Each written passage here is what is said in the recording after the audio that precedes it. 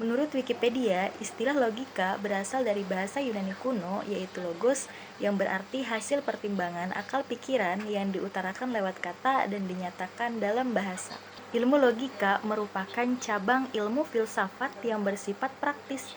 Praktis di sini artinya ilmu logika dapat digunakan atau dipraktikkan dalam kehidupan sehari-hari. Logika bersumber dari penalaran menjadi dasar filsafat dan saran ilmu. Fungsi dasar filsafat dan saran ilmu ini karena logika menjadi jembatan penghubung antara filsafat dan ilmu. Ilmu logika mempelajari kecakapan berpikir secara logis, lurus, tepat, dan teratur. Ilmu logika juga dikenal dengan istilah mantik, kegiatan mengingat-ingat, melainkan kegiatan atau proses penalaran. Dalam ilmu logika dipelajari tentang falasi atau sesat pikir, yaitu meliputi pengertian dan jenis-jenis falasi. Dengan mempelajari falasi, kita akan mampu mengenali dan mengidentifikasi pernyataan atau argumen orang lain yang mengandung jebakan atau manipulatif, sehingga kita tidak akan mudah tertipu dan secara tidak langsung melatih kita dalam berpikir kritis. Falasi sendiri memiliki 30 jenis, beberapa yang akan saya bahas diantaranya. Yang pertama, hasty generalization. Jelasnya, hasty generalization atau overgeneralization adalah ketika kita mencoba menggeneralisasi suatu sampel kecil kejadian yang biasanya terjadi dalam skala kecil ke skala yang besar. Misal, dari beberapa contoh kejadian yang pernah kita alami, kemudian kita langsung menarik kesimpulan atau pernyataan yang besar secara keseluruhan dari beberapa kejadian yang sebenarnya tidak cukup untuk dijadikan acuan. Berikut contoh kasus dari hasty generalization yang saya ambil dari salah satu sumber. Premis: beberapa remaja dalam masyarakat merusak taman di pusat kota.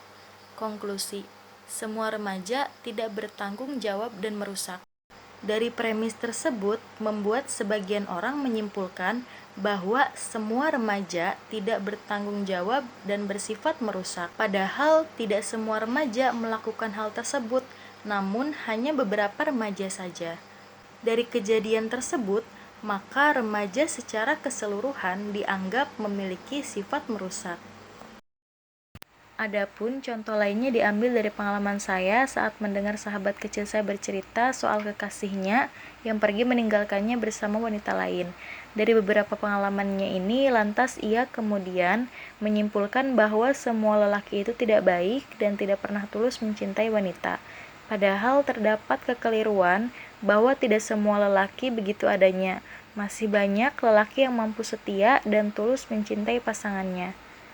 Hal yang perlu diingat, bahwa setiap orang bisa membuat klaim tentang segala macam hal berdasarkan satu atau dua bukti yang sebenarnya tidak hanya salah, tetapi bisa membahayakan.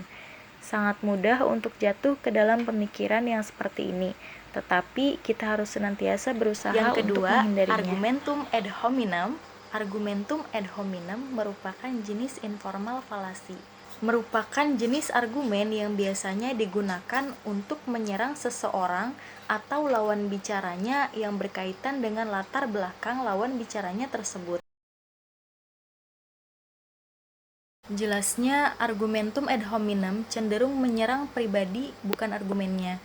Misalnya, ketika orang lain mengabaikan klaim atau argumen kita, sebaliknya ia malah menyerang kita secara pribadi untuk tujuan membatalkan argumen yang kita utarakan.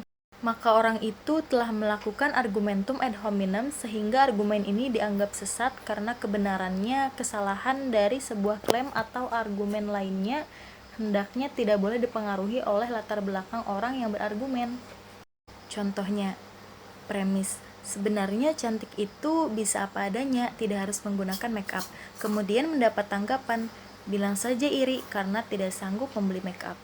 Menurut saya, pemikiran tersebut dapat keliru dan tidak valid, karena sebenarnya semua wanita sanggup membeli make up jika ia mau. Dan yang ketiga, strawman fallacy. Strawman atau dalam bahasa Indonesia disebut manusia jerami merupakan jenis informal falasi yang berbasis kesalahan interpretasi dari lawan bicara. Jelasnya, maksud dari strawman adalah ketika kita menciptakan sebuah target yang disebut strawman atau target palsu yang berupa argumen baru. Argumen strawman ini adalah argumen buatan yang sebenarnya tidak disampaikan oleh lawan bicara, tetapi kita buat sendiri untuk kita serang.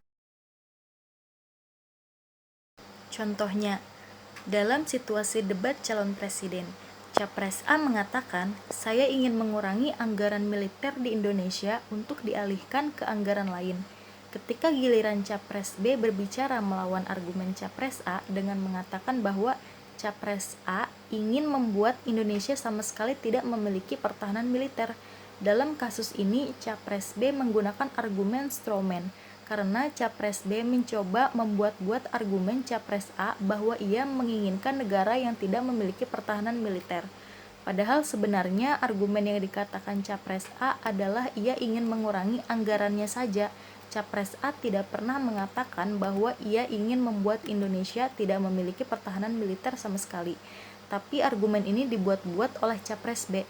Dalam hal ini, Capres B telah melakukan strawman berupa argumen buatan, yaitu target palsu untuk diserang. Argumen ini bersifat manipulasi, seakan-akan argumen Capres B tersebut telah mematahkan argumen lawannya dengan telak. Padahal argumennya lawan adalah argumen yang palsu. Adapun contoh argumen ini dalam kehidupan sehari-hari seperti saat A berbincang dengan B. A berkata, "Hari yang cerah itu baik," ucapnya melihat langit biru. Kemudian B berkata, "Jika semua hari cerah, kita tidak pernah merasakan turun hujan, dan tanpa hujan kita pasti akan kekeringan dan mati." Nah, pada pernyataan tersebut, B secara keliru menangkap klaim A bahwa A hanya percaya hari cerah yang baik, dan B berargumen melawannya. Sebenarnya, A hanya mengatakan hari cerah baik, baik untuk melakukan aktivitas maupun bepergian. Faktanya, A tidak mengatakan tentang hari hujan.